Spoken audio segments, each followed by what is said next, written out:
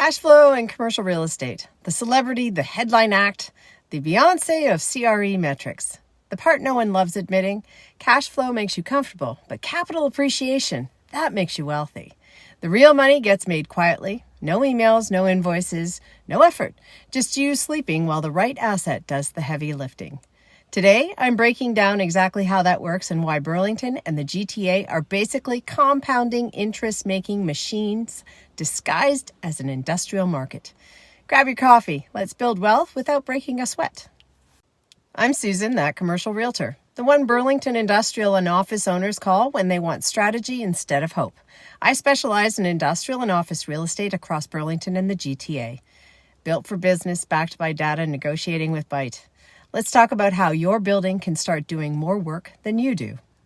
Capital appreciation is the quiet wealth builder of commercial real estate. Not flashy, not loud, no monthly notifications. It's simply the difference between what you paid for a property and what the market says it's worth today. That's it. That's the whole definition.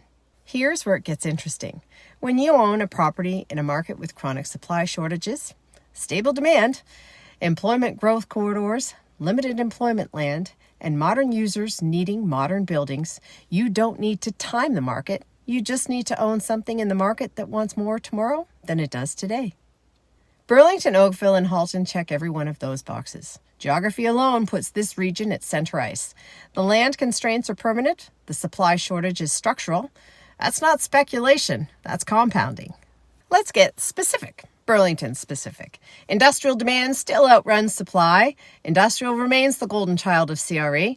Vacancy in Halton stays so low it feels theoretical. Tenants want power, clear height, efficient loading, and proximity to labor and highways. New supply can't keep up. More demand, no land. Values move in one direction over time. Modernization pressure accelerates value. Industry 4.0 forced a reset. Power, HVAC, dock configuration, automation capacity. Buildings that support modern operations appreciate faster. Budget 2025's 100% write-off for manufacturing and processing buildings, well, that poured fuel on this shift. Upgraded assets move first. Obsolete ones will wait politely. Office stabilized quietly, not loudly. Office didn't disappear, it evolved. Burlington's office market is not downtown Toronto. Mid-sized buildings with parking, access to light, modern systems, and flexible layouts, they stabilized first. Repositioned office assets appreciate fastest. Flex, medical, professional, and service-oriented users reward functionality. Land scarcity does the heavy lifting. Halton has one feature that can't be retrofitted: limited employment land. Capital appreciation thrives when supply is capped permanently. So let's put the numbers to the test. Imagine purchasing a 20,000 square foot industrial building in Burlington in 2014. Hang on to your hats, this cost $120 a foot. Total acquisition cost, $2.4 million. Fast forward to today, comparable buildings now trade between $350 and $425 a square foot, depending on power, age, and location. Let's stay conservative and call it $375 a foot. That puts the value of this building at $7.5 million.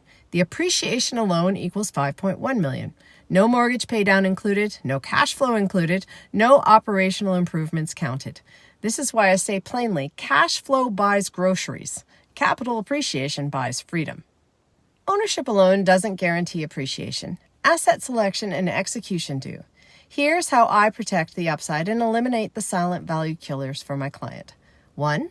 Buying the right asset. I filter out buildings that look fine on spreadsheets but fail in reality. Low power, inefficient loading, trapped yards, obsolete layouts, deferred maintenance. Those assets cap appreciation. We avoid those. Number 2, structuring leases that support value.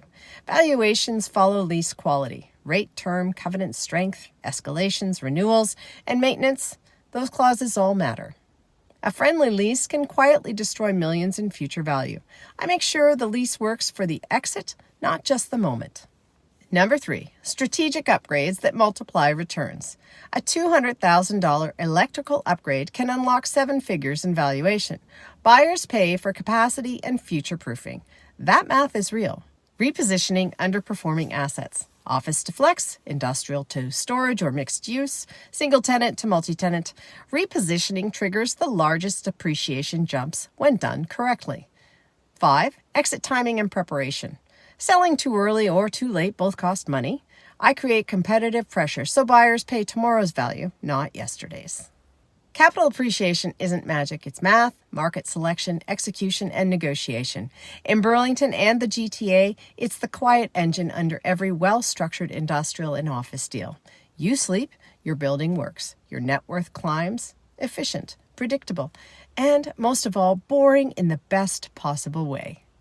If this helped, hit subscribe, like, and follow. It tells YouTube this wasn't just a one-sided conversation with my coffee. Future you, the one with the stronger balance sheet, is already nodding yes. Real estate success is not about predicting the future. It's about owning assets the future already needs. I'm Susan, that commercial realtor. Built for business, backed by data, negotiating with bite. Now that you know, what are you going to do about it?